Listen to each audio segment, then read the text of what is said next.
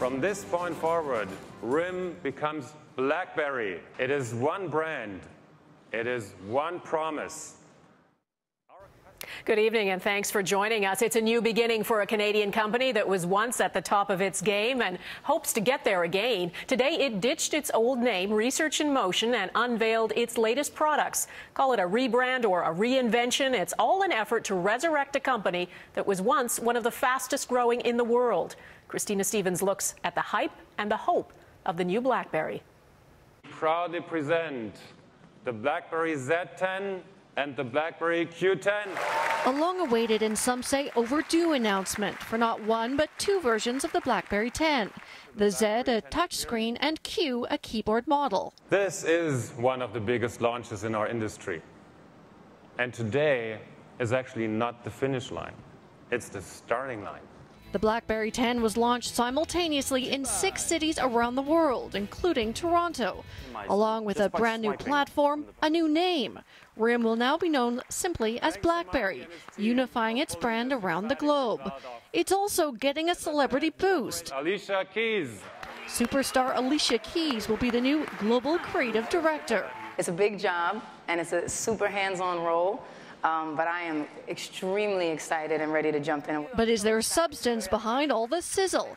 The company says the BlackBerry 10 is redesigned, re-engineered, and reinvented.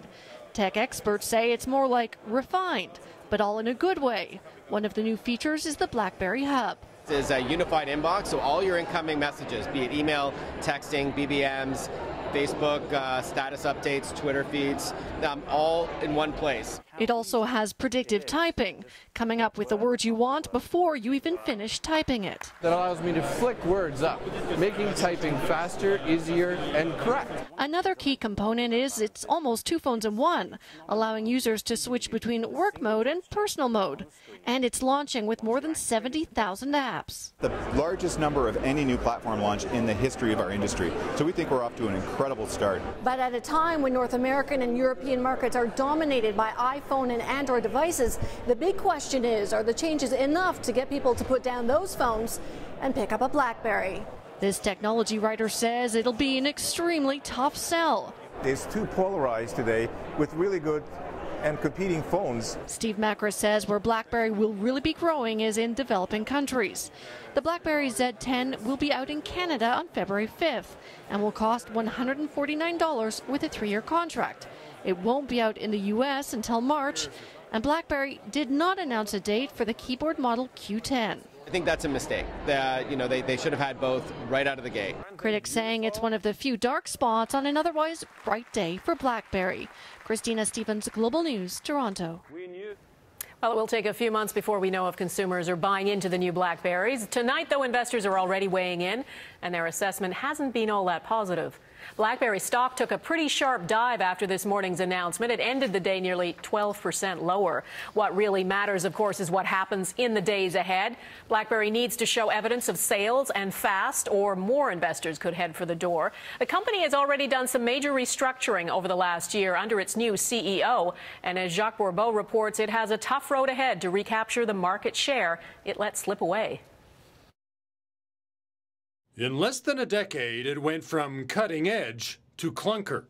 RIM launched its first device in 1996, and soon millions were flocking to a smartphone that could send emails, surf the web, and make phone calls. Here's a device that nobody really anticipated, nobody knew they needed. Nobody knew they needed to take their email with them. And so here's an organization that develops that, gets it out to us, and then very quickly people start to adopt it. In the smartphone market, BlackBerry was the heavy hitter, but it badly misplayed several key changes thrown by competitors. The iPhone was a softball, according to CEO Jim Bilsilli. Try typing on an iPhone. That's a real challenge. Tablets were also misjudged by RIM. What problem is it solving? That's difficult to judge. And apps were strike 3. RIM's position? The only app you really need is the web browser. They didn't quite fully still grasp the radical changes that were needed to be able to take on iPhone and Android later. They didn't fully understand that. So they kept on trying to evolve their existing code base to do it. RIM's stumbles continued. Its tablet, the Playbook, flopped. A worldwide outage left BlackBerry screens dark for 4 days, and last year its co-CEOs stepped down. Aren't they beautiful?